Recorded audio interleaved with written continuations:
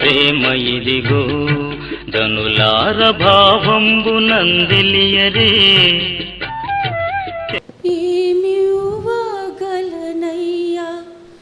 నీ ప్రేమకు, ఏమివ్వగలనయ్యా నిరుపేదను.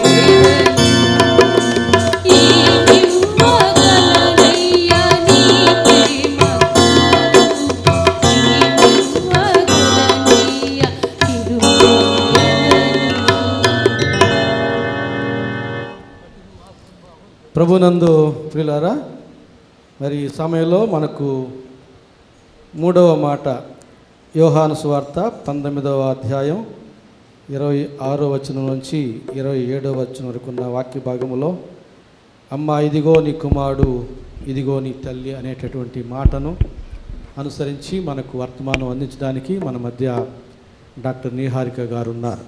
వీరు ఎవరో కాదు, మన సంఘ పెద్దల్లో ఒకరు ప్రేమచంద్ర గారు, రిటైర్డ్ తహసీల్దారు, మీకు తెలుసు, వారి పెద్ద కుమార్తె. ఈ వీరు చెన్నైలో విల్స్ అనేటువంటి మెడికల్ కాలేజీలో అసిస్టెంట్ ప్రొఫెసర్గా, డాక్టర్లకి బోధించేటటువంటి అసిస్టెంట్ ప్రొఫెసర్గా ఉన్నారు. వీరి యొక్క భర్త గారు కూడా జేమ్స్ గారు, డాక్టర్ జేమ్స్ గారు మన మధ్య ఉన్నారు. మంచి గవర్నమెంట్ సర్జన్ వారు. వారి నాన్న కూడా విద్యానగర ప్రాంతంలో డాక్టర్గా వైద్యశాల పెట్టుకుని నడిపిస్తున్నారు. మంచి క్రైస్తవ కుటుంబాలు. దేవుడు వారి నోట ఉంచిన వర్తమానాన్ని మనకు అందించడానికి ప్రభు ప్రేమల వారిని ఆహ్వానిస్తూ ఉన్నారు.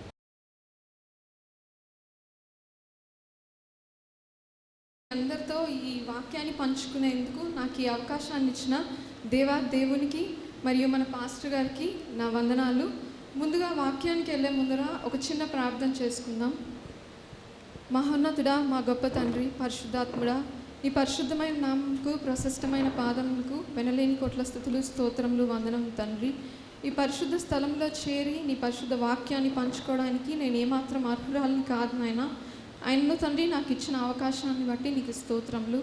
దయించి నా నోట మీ మాటలు ఉంచండి. ఇక్కడ చేరిన వారందరి కూడా తండ్రి వినగల చెవులు, గ్రహించగల మనస్సును మీరు దయచేయండి. ఈ వాక్యాల భాగం అంతా కూడా తండ్రి నీ నామ మహిమార్థమై వాడబట్టకు మీరు సహాయం దయచేయమని ఈ కొద్దిపాటి విన్నపములు మా ప్రభు, మా ప్రేరక్షకుడైన యేసే అతి పరిశుద్ధ నామంలో అడిగి వేడుకుంటున్నాం తండ్రి, ఆమేన్.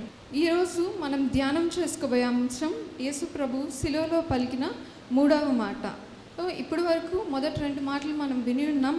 మొదటి మాట శిలువలో పలికిన మొదటి మాట ఏంటండి? తండ్రి, వీరు ఏం చేయుచున్నారో వీరు ఎరుగరు కనుక వీరిని క్షమించండి. సో ఈ ఫస్ట్ వర్డ్ ఆఫ్ గాడ్ దేనికి సాదృశ్యంగా ఉందంటే it is nothing but word of forgiveness, క్షమాపణకు సాదృశ్యం. 2వ మాట మనం ఏం విని ఉన్నామంటే తన పక్కన సిలువ వేయబడిన దొంగతో దేవుడు ఏమంటున్నాడండి? నేడు నీవు నాతో కూడా పరదైసులో ఉండెదవు. అంటే it is nothing but word of salvation, రక్షణకి సాదృశ్యంగా ఉంది. ఇప్పుడు మనం ధ్యానించబోయే మాట 3వ మాట. ఇది యోహాను సువార్త 19వ అధ్యాయం 26 నుంచి 27 వరకు రాయబడి ఉంది. యేసు తన తల్లియు తాను ప్రేమించిన శిష్యుడును దగ్గర నిలిచి ఉండడం చూచి, అమ్మా ఇదిగో నీ కుమారుడు అని తన తల్లితో చెప్పెను. తర్వాత శిష్యుని చూచి, ఇదిగో నీ తల్లి అని చెప్పెను. ఆ గడియ నుండి ఆ శిష్యుడు ఆమెను తన ఇంట చేర్చుకొనెను. సో ఈ 3వ మాట అంటే third word of God on the cross, ఇది దేన్ని సిగ్నిఫై చేస్తుంది అంటే it is nothing but a word of care, love and affection. అంటే ప్రేమ, ఆప్యాయత, బాధ్యత, రెస్పాన్సిబిలిటీని ఇది మనకి చెప్తుంది. సో నాకు ఈ వాక్య పరిచర్య ఇది 2వసారి అండి. నేను ఎప్పుడు కూడా ఒక పెద్ద సంఘం ఎదుట నిలబడి నేను ఎప్పుడు వాక్య పరిచర్య చేయలేదు. మొదటిసారిగా నాకు ఈ అవకాశాన్ని ఇచ్చిన పాస్టర్ గారికి నా వందనాలు. మరి ముఖ్యంగా ఇక్కడ నా వాక్యాన్ని వింటున్న మీ అందరూ కూడా దయించి వయసులో, జ్ఞానంలో మీ అందరికంటే చాలా చిన్నదాన్ని. నా వల్ల ఏదైనా తప్పులు జరిగి ఉంటే దయించి నన్ను క్షమించండి. సో ఈ వాక్యం మనం గమనించినట్లయితే యేసు ప్రభు వారు ఈ వాక్యాన్ని ఎక్కడి నుంచి మాట్లాడుతున్నాడండి? కింద భూమి, పైన ఆకాశం, మధ్యలో సిలువ ఉంది. గోల్గోతా కొండలోని సిలువలోంచి ఆయన వేలాడుతూ, ఆయన చేతులకి కాళ్ళకి మేకులు కొట్టబడి ఉన్నాయి, ఆయన తలకు ముళ్ళ కిరీటం పెట్టబడి ఉంది, ఆయన శరీరంలోంచి ఎంతో రక్తం కారుచున్నది, ఎంతో వేదనలో, శ్రమలో ఉన్నాడు. మరి ఆ శ్రమలో, ఆ వేదనలో, ఆయన ఆ దుఃఖంలో దేవుడు తన శరీరంలో ఉన్న గాయాల గురించి, ఆయనకున్న బాధల గురించి ఆయన ఆలోచించట్లేదు. ఎవరి గురించి ఆలోచిస్తున్నాడు? శిలువ పక్కన నిలబడి ఉన్న తన తల్లి గురించి ఆలోచిస్తున్నాడు. తన తదనంతరం అంటే ఇంకొన్ని క్షణాల్లో తను మరణిస్తాడని దేవునికి తెలుసు. అటువంటి అప్పుడు తన తల్లి బాధ్యత ఎవరు తీసుకుంటారు? ముదిమిలో ఉన్న తన తల్లిని తన తదనంతరం ఎవరు చూసుకుంటారు అని ఆయన ఆలోచిస్తున్నాడు. అటువంటి ప్రేమ, అటువంటి బాధ్యత, అటువంటి విధేయత కలిగిన కుమారుడు యేసు ప్రభు. ఎందుకండి తన తల్లి అంటే అంత ప్రేమ, అంత విధేయత, అంత బాధ్యత? ఎందుకంటే లూకా సువార్త 1వ అధ్యాయం 26 నుంచి 38వ వచనం వరకు మనం చూసినట్లయితే మరియమ్మ ఎవరు, ఏమని రాయబడి ఉంది? స్త్రీలలో పరిశుద్ధురాలు, ఆశీర్వదింపబడిన స్త్రీ. సో మరియమ్మ నజరేతులో ఉన్నప్పుడు ఆమెకు గాబ్రియల్ దూత ప్రత్యక్షమై ఏం చెప్తుంది? నీవు కన్యకగా ఉండి గర్భము పరిశుద్ధాత్మ వల్ల గర్భము ధరించదవు అని చెప్తుంది. ఆ సమయంలో మరియమ్మ ఒక కన్యక, వివాహం అవ్వలేదు, కేవలం యోసేపుకి ప్రదానం చేయబడి ఉన్నది. అలాంటి సమయంలో పరిశుద్ధాత్మ వల్ల నువ్వు గర్భం ధరిస్తావు అని చెప్పినప్పుడు ఆమె ఏమైనా ఆలోచించిందా, సంకోచించిందా? ఏం లేదు. వెంటనే గాబ్రియల్ దూతతో ఏమంటుంది? నీ మాట చెప్పునే నాకు జరుగునుగాక అని మరియమ్మ చెప్తుంది. సో ఈరోజు మనం 2026 అంటే ఇప్పుడు ఏ generation? We're in a generation of artificial intelligence, robotics, చాలా అడ్వాన్స్ అయిపోయాం. ఇదే పరిస్థితి ఈరోజు మనకు సంభవిస్తే మనం ఒప్పుకుంటామా అండి? లేదు. మన తల్లిదండ్రుల గురించి ఆలోచిస్తాం.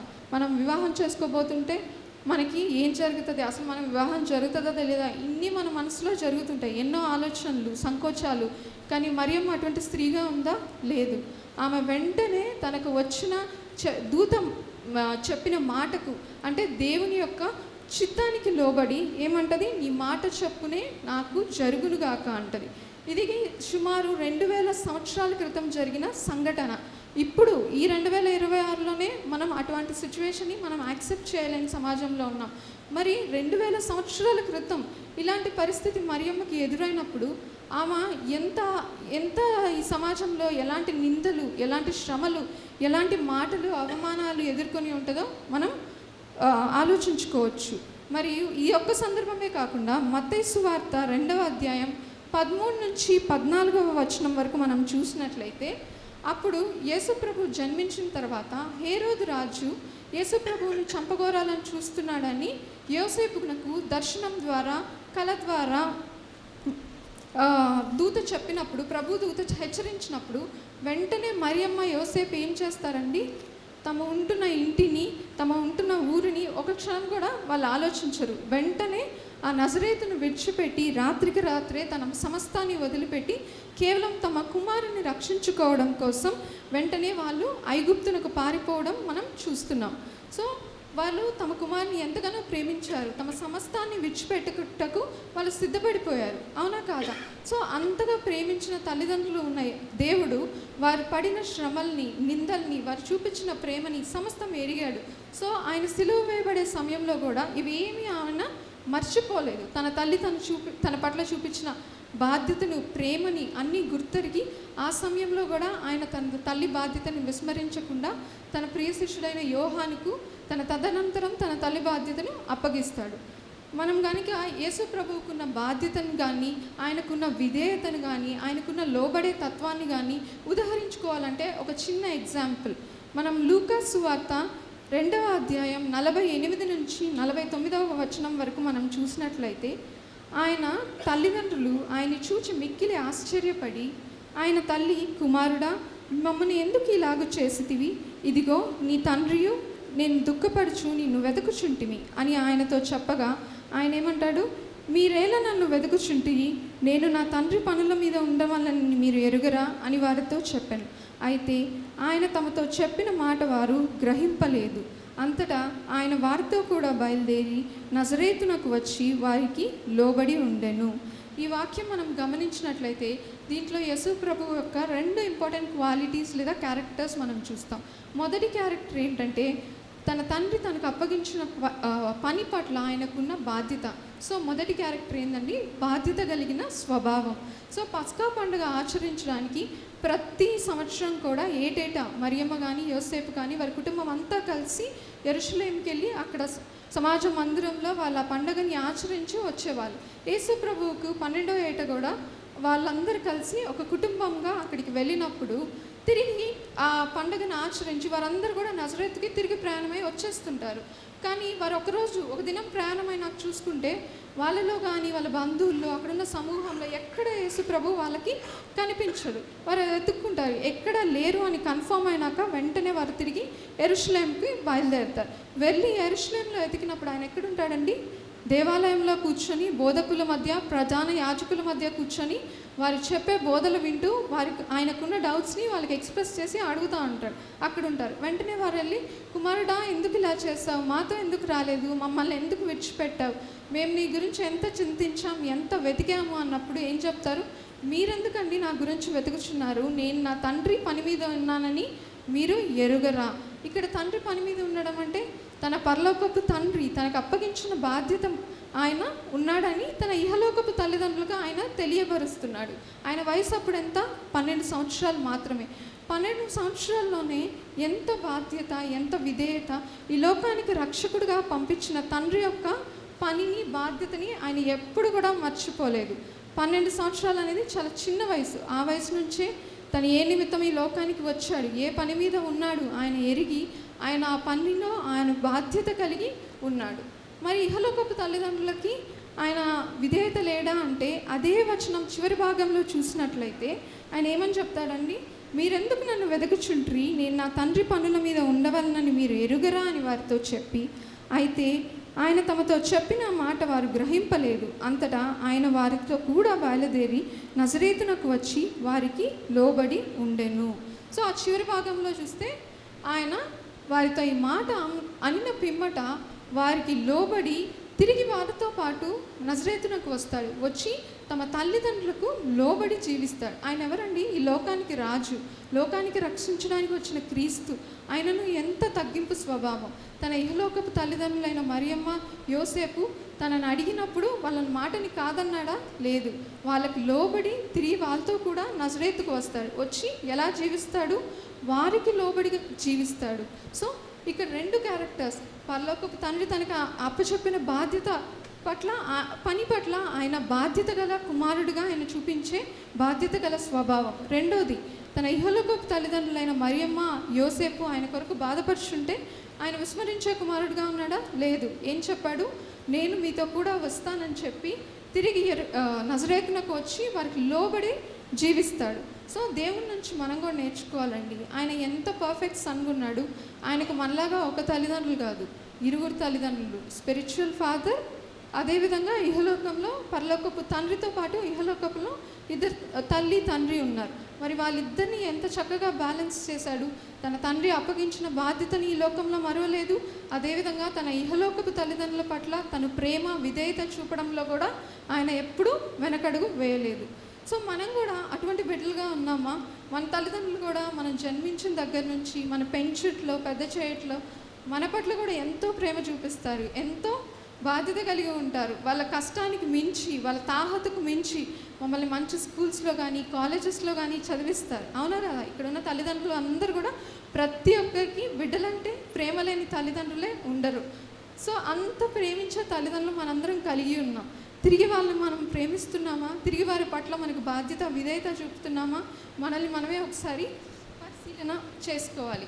అటువంటి బాధ్యత, విధేయత కలిగి యేసుప్రభువే జీవించినప్పుడు మనం ఏ పాటి వారం?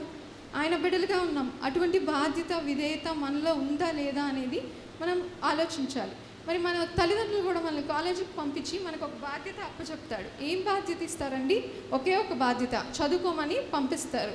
ఎంతో కష్టపడతారు, కష్టపడి పంపిస్తారు. మనకి ఇచ్చిన బాధ్యత చదువుకోవడం. కానీ మనం అక్కడికి వెళ్ళాక ఆ ఒక్క పని తప్ప అన్ని పనులు చేస్తాం. ఆ చదువు అనేది తప్ప పక్కన పెట్టేసి మిగతావన్నీ కూడా పర్ఫెక్ట్గా చేస్తాం. అవునా కాదా? కానీ ఈరోజు అలాంటి బిడ్డలు ఎవరైనా ఉంటే మారాలి. మన తల్లిదండ్రులు ఏ విధమైన కష్టాల్లో ఉన్నారో, ఎటువంటి శ్రమలు పడి మనం పెంచుతున్నారో అవన్నీ మనం కూడా యేసుప్రభు వలె గుర్తెరిగిన బిడ్డలుగా ఉండాలి. తిరిగి మన తల్లిదండ్రులకు బాధ్యతగా వాడి పడిన శ్రమకు తగిన ఫలితాన్ని మనం వారికి ఇవ్వాల్సిన బిడ్డలుగా ఉన్నాం. ఇంగ్లీష్లో ఒక సేయింగ్ ఉంటుంది, నాకు చాలా ఇష్టం. నేను ఎప్పుడు రాసుకొని ఉండేదాన్ని చిన్నప్పుడు. What you are is the gift of your parents, what you become is the gift to your parents. నువ్వు ఈ లోకంలో ఏమై ఉన్నావో నీ తల్లిదండ్రులు నీకు ఇచ్చిన గిఫ్ట్ అండి. ఈ జీవితం అనేది వాళ్ళు మనకి ఇచ్చిన గిఫ్ట్. మనం తినే తిండి, వేసుకునే బట్టలు, మనం జీవించే జీవన శైలి సమస్తం కూడా మన తల్లిదండ్రులు ఇస్తే మనకు వచ్చింది, లేకపోతే మనం సంపాదించుకున్నామా? కాదు. మరి మనం తిరిగి వారికి ఇచ్చే గిఫ్ట్ ఏంటి?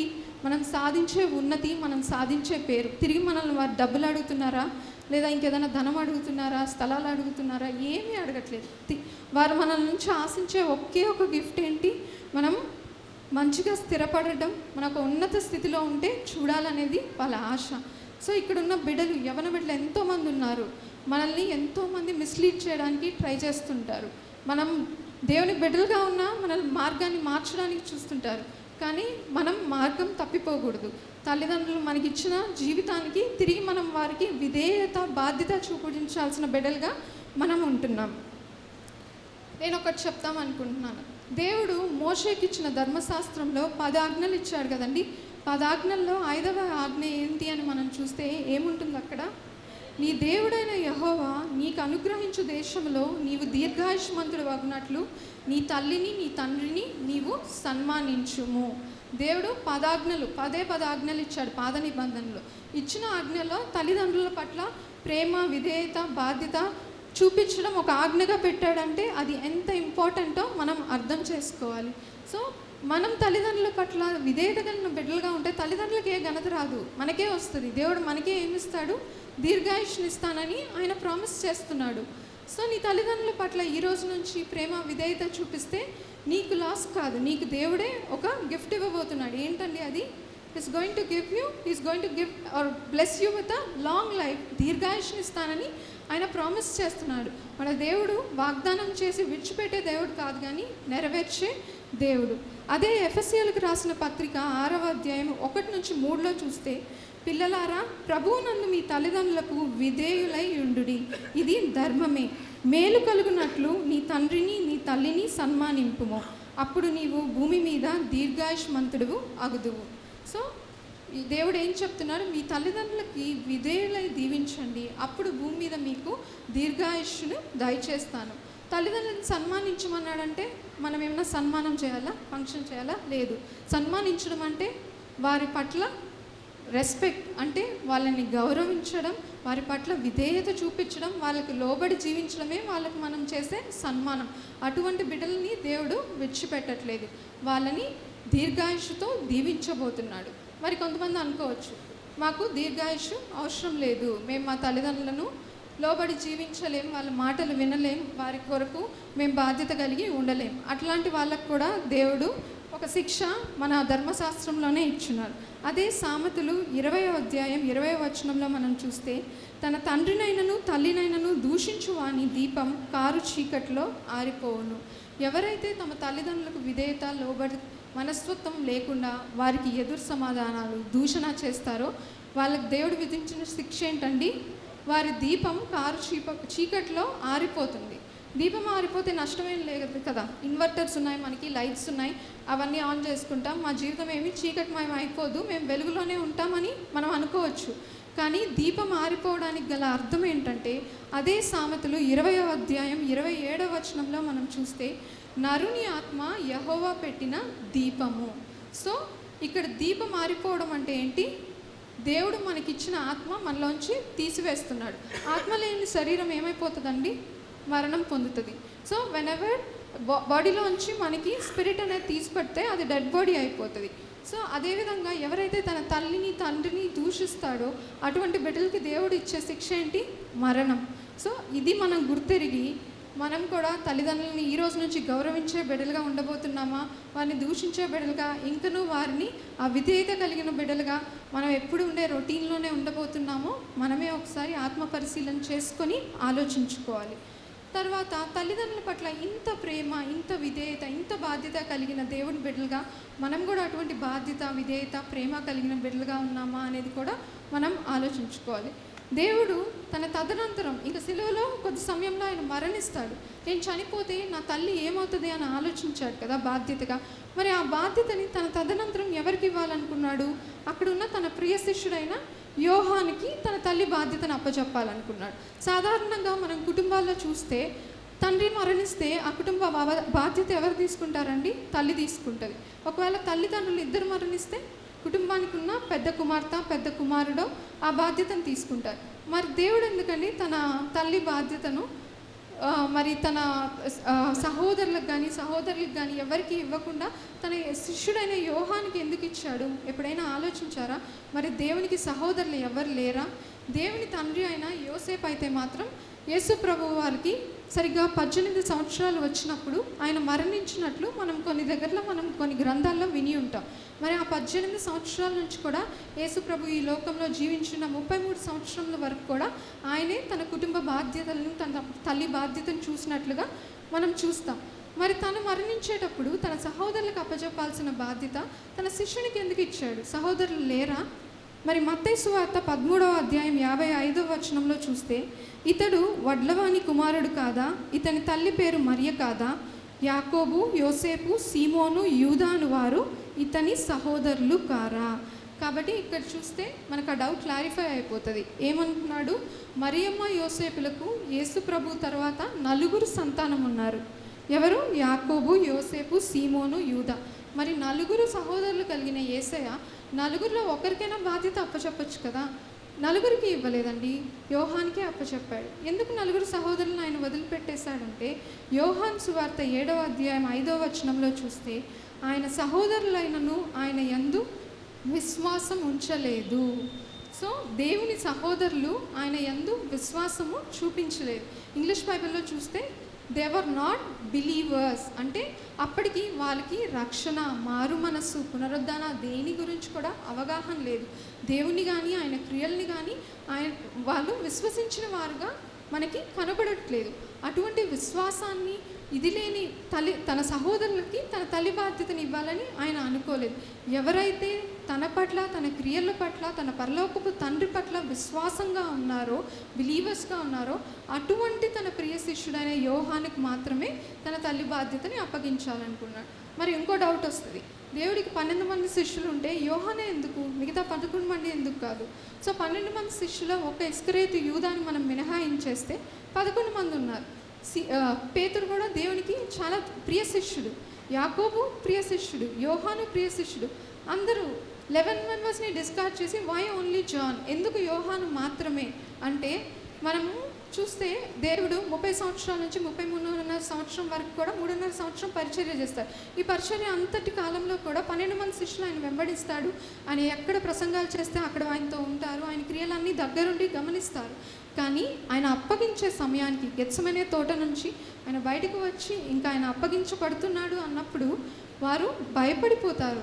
ఎక్కడక్కడున్న ప్రజలు తమ మీద కూడా నిందలు మోపుతారో, దోషారోపణ చేస్తారో అని భయభ్రాంతులకు గురిన వారు అక్కడి నుంచి అందరూ కూడా ఒక్కొక్క దిక్కుకి వాళ్ళు వెళ్ళిపోయినట్టుగా మనం చూస్తాం. అక్కడ ఎక్కడ గోల్గోతా కొండపైన మనం ఏ శిష్యుని కానీ యేసు ప్రభు సిలువ వేయబడినప్పుడు మనం చూసినట్టు మనం ఎరగం. ఒకే ఒక శిష్యుడు వెళ్ళిపోయి కూడా తిరిగి అతను మనస్సాక్షి ఒప్పుకొనుక తిరిగి గోల్గోతా కొండపైకి యేసు ప్రభు సిలువ వేసిన స్థలానికి తిరిగి వస్తాడు. ఎవరండి ఆ శిష్యుడు? యోహాను మాత్రమే. అటువంటి నమ్మకమైన శిష్యుడిని దేవుడు తన తల్లి బాధ్యతని అప్పగించాలనుకున్నాడు. ఎంతటి విశ్వాసం, ఎంతటి నమ్మకం! తన ప్రాణాలకు ఏదైనా అవుతుంది, దేవుడు చనిపోయిన తర్వాత తను కాపాడే వాళ్ళు ఎవ్వరు లేరని యోహానికి తెలుసు. ఆయన దేవుని అట్లా తన విశ్వాసాన్ని, నమ్మకాన్ని విడిచిపెట్టలేదు. తిరిగి కొండ మీదకు వచ్చి యేసుప్రభు సిలువ వేయమన్నప్పుడు యోహాను దేవునికి ఇటువైపు, యేసుప్రభు ఒక తల్లి మరియు మగ్దలేని మరియ మరియు ఒక ఇతర స్త్రీలు కూడా అక్కడే ఉన్నట్టు మనం చూస్తాం. అలాంటి సమయంలో ఆయన తన తల్లి బాధ్యతను, ఇంతటి నమ్మకమైన శిష్యుడు నాకు ఇంకెవ్వడు లేడు అని ఎరిగి తన తల్లి బాధ్యతను తన ప్రియ శిష్యుడైన యోహానికి అప్పగిస్తాడు. అదేవిధంగా తాను ప్రేమించిన శిష్యుడు కూడా తన మరణాంతరం ఒంటరివాడైపోకూడదని తన శిష్యుని కూడా తన తల్లికి, అమ్మ ఇదిగో నీ కుమారుడు, ఇదిగో నీ తల్లి అని అప్పచెప్తాడు. అప్పటి నుంచి కూడా మనం చూసినట్లయితే యోహాన్ అనేక ప్రదేశాల్లో సువార్త చేసినట్లు మనం విని ఉంటాం. ఆ సువార్త సమయాలన్నింటిలో ఆయన ఎక్కడికి పోయినా మరియమ్మను కూడా ఆయనతో పాటే ఉంచుకున్నారు. మరియమ్మ మరణించే సమయం వరకు కూడా యోహాను శిష్యునితోనే ఉన్నట్లుగా మనకి లేఖనాలు చెప్పుచున్నాయి. మరి మనకు కూడా ఒక ఆశ ఉంటుంది, దేవుడు యోహాన్ని ఇంతగా ప్రేమించాడు కదా, తన తల్లిని ఇంతగా ప్రేమించాడు కదా, అటువంటి ప్రేమ దేవుడు మనకు కూడా చూపిస్తే బాగుంటుంది కదా, అటువంటి బాధ్యత మన పట్ల దేవుడికి ఉంటే బాగుంటుంది కదా. అవును, బాగుంటుంది. నిన్ను నన్ను దేవుడు అలా ప్రేమించాలని నువ్వు నన్ను ఆశపడడంలో తప్పు లేదండి. కానీ అంత ప్రేమ, విధేయత, ప్రేమ మరియు బాధ్యత మన పట్ల చూపించాలంటే మనం ఏం చేయాలి? మత్తయి సువార్త 12వ అధ్యాయం 47 నుంచి 50వ వచనం వరకు మనం చూస్తే, మార్కు సువార్త 3వ అధ్యాయం 33 నుంచి 35 వరకు మనం చూడొస్తే, మరియు లూకా సువార్త 8వ అధ్యాయం 19 నుంచి 21. ఒక్కసారి మళ్ళీ రెఫరెన్సెస్ చెప్తాను. మత్తయి సువార్త 12వ అధ్యాయం 47 నుంచి 50, మార్కు సువార్త 3వ అధ్యాయం 33 నుంచి 35, లూకా సువార్త 8వ అధ్యాయం 19 నుంచి 21. ఈ 3 చోట్ల మనం కానీ చూసినట్లయితే ఒక్క చోట కాదు, బైబిల్లో 3 చోట్ల 3 రెఫరెన్సెస్లో ఒకే మాట రాయబడి ఉంది. ఏంటా మాట? అప్పుడొకడు, ఇదిగో నీ తల్లియు నీ సహోదరుడు నీతో మాట్లాడవలనని వెలుపలని నిలిచి ఉన్నారని ఆయనతో చెప్పారు. అందుకు ఆయన తనతో ఈ సంగతి చెప్పిన వారిని చూచి, నా తల్లి ఎవరు, నా సహోదరులు ఎవరు అని చెప్పి తన శిష్యుల వైపు చేయి చాపి, ఇదిగో నా తల్లియు నా సహోదరులు, పరలోకమందున్న నా తండ్రి చొప్పున చేయువాడే నా సహోదరుడు, నా సహోదరి, నా తల్లి. సో దేవుడికి మనం తోబొట్టులుగా తల్లిలాగా జన్మించకపోయినా మనం ఏం బాధపడాల్సిన అవసరం లేదు. అటువంటి ప్రేమ నీ పట్ల నా పట్ల దేవుడు చూపించాలని నువ్వు ఆశపడుచుంటే మనం చేయాల్సింది ఒకటి, ఆయన పరలోకపు తండ్రి చిత్తాన మనం నెరవేరిస్తే, ఆయన తండ్రి చిత్తానుసారంగా మనం జీవిస్తే చాలండి.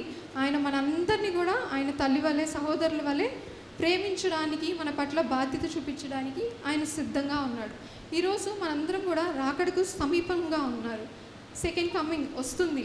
కావున మనము మన క్రియలు, మన విశ్వాసం ఎలా ఉందో మనకు తెలుసు. రేపు దేవుడు వచ్చినప్పుడు మనము ఈ లోకంలో విడవబడే సంఘంలో ఉంటామా, ఎత్తబడే గుంపులో ఉంటామా మనకి తెలియదు. అది దేని మీద డిపెండ్ అయి ఉంటుంది? మనం ఈ లోకంలో మనకున్న విశ్వాసం మన క్రియలను బట్టి ఉంటుంది.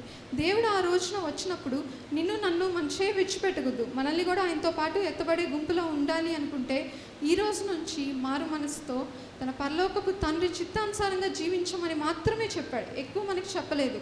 సో మనం ఆ చిన్న పనిని చేయలేమా? దేవుని చిత్తానుసారంగా ఈ రోజు నుంచి కనుక నువ్వు నేను జీవించినట్లయితే దేవుడు మనల్ని అంతే ప్రేమతో, అంతే బాధ్యత కలిగి మనల్ని ప్రేమించడానికి ఆయన సిద్ధంగా ఉన్నాడు. మన చేయి కూడా ఈ లోకంలో విడవబడకుండా మనల్ని కూడా ఎత్తబడే గుంపులోకి తీసుకోవడానికి ఆయన ఎప్పుడూ సంకోచించడు. చివరిగా, it was in the nails that held him to the cross but his love for you and me. So దేవుణ్ణి శిలువలో ఉంచేసింది ఆయన చేతులకి కాళ్ళకి కొట్టిన మేకులు, ఆయన తలకు పెట్టిన కిరీటం కాదు. లోకానికి రక్షకుడు అండి ఆయన, రాజు.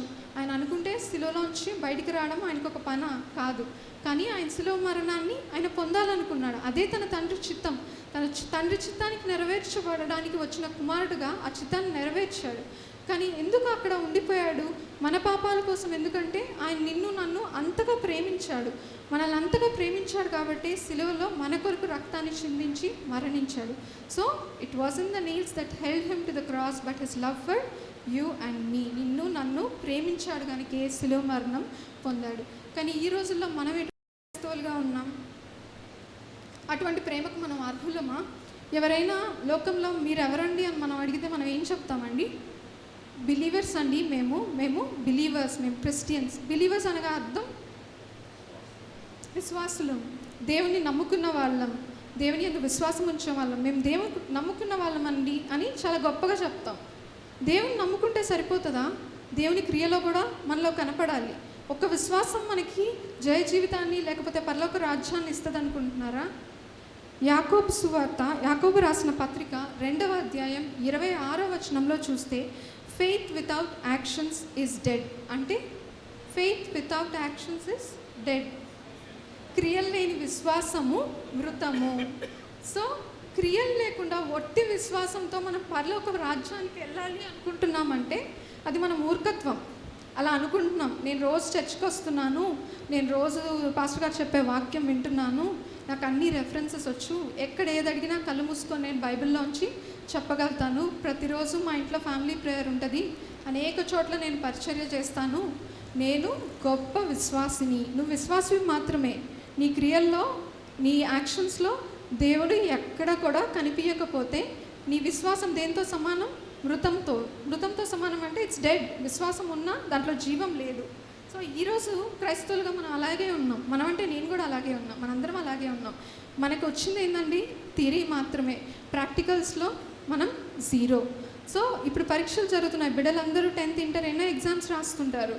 ఎగ్జామ్స్లో ఒక్క థియరీ మాత్రమే కాదు, థియరీ పేపర్ ఉంటుంది, ప్రాక్టికల్స్ ఉంటాయి. థియరీ ఎగ్జామ్ అంతా ప్రిపేర్ అవుతాం, A to Z ఉన్న చాప్టర్స్ అన్నీ ఆదికాండం నుంచి ప్రకటన వరకు చదివినట్లు బుక్ అంతా చదివేస్తాం. చదివేసి క్వశ్చన్స్ అన్నీ మనకి మల్టిపుల్ చాయిస్ ఇచ్చినా కానీ లేదా ఎక్స్ట్రా చాయిస్ ఇచ్చినా కానీ 10కి 10 రాసేస్తాం, అన్నీ రాసేస్తాం. ఎందుకంటే మనకు ఫుల్ మార్క్స్ కావాలి, 100కి 100 తెచ్చుకుంటాం. కానీ థియరీలో తెచ్చుకున్నాం, బాగుంది. ప్రాక్టికల్ ఎగ్జామ్స్లో మరి మనం బట్టి కొట్టింది అక్కడ చేయాలి కదా, బట్టి కొట్టితే సరిపోదు కదా, అది మనం చేసి చూపించాలి మన ఎదురుగా ఉన్న ఎగ్జామినర్స్ దగ్గర. అప్పుడు మనం చేయలేకపోతే ఏమవుతుంది, మనల్ని పాస్ చేస్తారా, ఫెయిల్ చేస్తారా? ఫెయిలే చేస్తారు. Overall result is a fail. So రెండిట్లో పాస్ అవ్వాలి, థియరీలో పాస్ అవ్వాలి, ప్రాక్టికల్స్లో పాస్ అవ్వాలి. అప్పుడే మన రిజల్ట్ పాస్. లేదంటే మనల్ని రెడ్ మార్క్లో రాసి ఫెయిల్ చేసి పక్కనేస్తారు. సో దేవుని బిడ్డలుగా విశ్వాసం ఉంటే సరిపోదు, క్రియలు కూడా మన దగ్గర ఉండాలి. విశ్వాసం లేని క్రియలు మృతము, ఇది రాసి పెట్టుకోవాలి. సో క్రైస్తవులుగా ఈరోజు చాలా చక్కని విశ్వాసం కలిగిన వాళ్ళుగా ఉన్నాం. మనలో లోపించేది ఒకటి, దేవుని క్రియలు చేయలేకున్నాం. సో ఈరోజు మన విశ్వాసంతో పాటు క్రియలు కూడా చేయడానికి ట్రై చేద్దాం. ఈరోజు నుంచి అటువంటి క్రియలు చేసే బిడ్డలుగా, దేవుని విశ్వాసంతో పాటు మనలో దేవుని క్రియలు కూడా కనపరిచే బిడ్డలుగా మనం ఉందాం. లేదంటే మాటలు ఒక్కటే చెప్తే ఈ లోకంలో మనం చాలా చోట్ల పరిచర్య చేసే వాళ్ళని చూస్తాం. అన్యులు మనల్ని చూసి ఏం చేస్తారండి, నవ్వుతారు. వీరు చాలా మాటలు చెప్తున్నారు, వీరి చేతల్లో అయితే ఏమీ లేదు. అటువంటి క్రైస్తవులుగా మనం ఉండకూడదు. మన విశ్వాసంతో పాటు మన క్రియలు కూడా మాట్లాడాలి. మన క్రియల ద్వారా కూడా మన ఇతరులని మార్చడానికి ప్రయత్నించాలి. ఒక చిన్న ఉదాహరణతో నా వాక్య భాగాన్ని నేను ముగిస్తానండి. ఇప్పుడు మన క్రికెట్ సీజన్, ఐపీఎల్ సీజన్ జరుగుతుంది. మనందరికి కూడా క్రికెట్ అంటే చాలామందికి ఇష్టం ఉంటుంది. నాకైతే చాలా ఇష్టం. నా ఫేవరెట్ ఎవరంటే నేను విరాట్ కోహ్లీని చాలా అభిమానిస్తాను, నాకు చాలా ఇష్టం. సో మనకు కూడా ఒక్కొక్క ఫేవరెట్ క్రికెటర్స్ ఉంటారు అందరికీ. కొంతమందికి ధోని, రోహిత్ శర్మ, విరాట్ కోహ్లీ మనం ఆ సీజన్ కోసం సంవత్సరం అంతా ఎదురు చూస్తాం. ఎందుకండి మన ఫేవరెట్ ప్లేయర్ లేకపోతే మనం ఎవరికైతే ఫ్యాన్గా ఉన్నామో వారు ఏ విధమైన హెయిర్ స్టైల్తో వస్తారు, ఏ విధంగా వస్తారు, లేకపోతే ఎటువంటి జర్సీస్లో వస్తారు, ఏ విధంగా ఆడతారు, అవన్నీ కూడా మనం సూక్ష్మంగా పరిశీలిస్తాం. ప్రతి ఒక్కటి, ఈసారి కోహ్లీ హెయిర్ స్టైల్ ఏంటి, ఈసారి ఆయన పెట్టుకున్న బూక్ బ్యాండ్ ఏంటి, వాచ్ ఏంటి, షూస్ ఏంటి, ప్రతి ఒక్కటి అది చూసి వదిలిపెట్టాం. నెక్స్ట్ డే ఆ ఫోటో తీసుకుపోయి సలూన్లో అడుగుతాం, నాకు ఇదే హెయిర్ కట్ కావాలి. అది ఎంత ఖర్చు అయినా చేసుకుంటాం. ఆ హెయిర్ కట్ ఎంత కాస్ట్లీ అయినా అట్లాంటి జెర్సీస్ కొంటాం, ఎంత విలువ కలిగినా అట్లాంటి షూస్ వేధిస్తాం తల్లిదండ్రులను, ఇది కావాలి నాకు అని. అటువంటి బిడ్డలు మనం, అవునా కాదా? మరి మన రోల్ మోడల్, మనం ఆరాధించే క్రికెటర్స్, హీరోస్ని మనకి అంత ఫ్యాన్షిప్ మనం చూపిస్తున్నప్పుడు మనం కోసం సిలువ వేయబడ్డా? నీ కోసం నా కోసమే కదా ఆయన సిలువ వేయబడింది, అవునా కాదా? మన పాపాల కోసం ఆయన రక్తాన్ని చిందించాడు. మరి ఆయన కంటే గొప్ప రోల్ మోడల్ మనకి ఎవరైనా ఉన్నారా? ఎవ్వరూ లేరు. సో దేవుడి కంటే మనకి ఈ లోకంలో గొప్ప రోల్ మోడల్ ఎవరు లేరు. అటువంటి రోల్ మోడల్ని విడిచిపెట్టేస్తున్నాం మనం. ఆయన్ని అనుకరించడానికి, ఇమిటేట్ చేయడానికి ఒక్కసారైనా ప్రయత్నించామా? కోహ్లీని అయితే 100 సార్లు చూస్తాను నేను కూడా. మరి దేవుణ్ణి ఎన్నిసార్లు అనుకరించానో నాకు తెలియదు. మరి మనందరం అలాగే ఉన్నాం. మన అసలైన రోల్ మోడల్ని విడిచిపెట్టేస్తున్నాం. మన దేవుడు చూపించిన కార్యాలు, లేకపోతే ఆయనకున్న క్యారెక్టర్స్, ఆయనకున్న క్వాలిటీస్ అండి మనం అనుకరించాల్సింది లేదా ఇమిటేట్ చేయాల్సింది. ఏం క్వాలిటీస్? ఒకటి, ఆ పరలోక సిలువలో ఉన్నప్పుడు ఆయన తన గురించి ఆలోచించలేడు, తనకు సిలువ వేస్తున్న వారి గురించి ఆలోచించాడు. తండ్రి, వీరేం చేస్తున్నారో వీరు ఎరుగురు కనుక వీరిని క్షమించండి, వారి క్షమాపణ కోసం తన తండ్రిని వేడుకుంటున్నాడు. తనతో పాటుగా సిలువ వేయబడిన దొంగ యొక్క రక్షణ కోసం తన తండ్రిని వేడుకుంటున్నాడు. మరియు తను ఎంతగానో ప్రేమించి తను వెదలు పెట్టబోతున్న తన తల్లి ఎక్కడ ఒంటరిగా అయిపోద్దానో అని ఆమె పట్ల బాధ్యత కలిగి ఆమె కోసం ఆలోచిస్తున్నాను. ఈరోజు నీవు నేను కూడా అటువంటి బిడ్డలుగా, దేవుని అనుకరించే బిడ్డలుగా, ఆయన క్యారెక్టర్స్, ఆయన క్రియలు మనలో కనిపించే క్రైస్తవులుగా మనం ఉండాలని నా ఈ చిన్న వాక్యాన్ని చెప్పి నేను ముగించుకుంటున్నాను. దేవుడు ఈ వాక్యాన్ని దీవించి ఆశీర్వదించునుగాక. వాక్యాన్ని విన్న మీరందరికీ కూడా స్తోత్రములు, చాలా వందనాలు. ఈ అవకాశాన్ని ఇచ్చిన పాస్టర్ గారికి కూడా నా వందనాలు. First impression is the best impression అంటారు. ఫస్ట్ టైమే మీరు హిట్ కొట్టారమ్మా. చాలా చక్కటి మెసేజ్. దేవుడు మిమ్మల్ని, మీ కుటుంబాన్ని దీవించునుగాక. నేటి సమాజానికి అవసరమైన సందేశం ఇది. ఎందుకంటే వృద్ధాశ్రమాలు విరసిల్లుతూ ఉన్నాయి. కారణం, తల్లిదండ్రులు నిర్లక్ష్యం చేయబడుతున్నారు. ఇలాంటి పరిస్థితులు ఉన్నటువంటి సమాజంలో మరి దేవుడు వారి ద్వారా చక్కటి సందేశం మనకు అందించారు. మన తల్లిదండ్రులని, అత్తమామల్ని, అవ్వాతాతల్ని, మన ఇంట్లో ఉన్న పెద్దల్ని మనం నిర్లక్ష్యం చేయకూడదు. యేసు అనే మార్గంలో ప్రయాణం చేస్తున్న మనం, యేసు వల్లే మనం కూడా మన తల్లిదండ్రులని, పెద్దల్ని సన్మానించాలి, వాళ్ళ పట్ల ప్రేమ కలిగి జీవించాలి. ప్రతిగా దేవుడు మనకు దీర్ఘాయుష్ ఇస్తానని వాగ్దానం చేశాడు.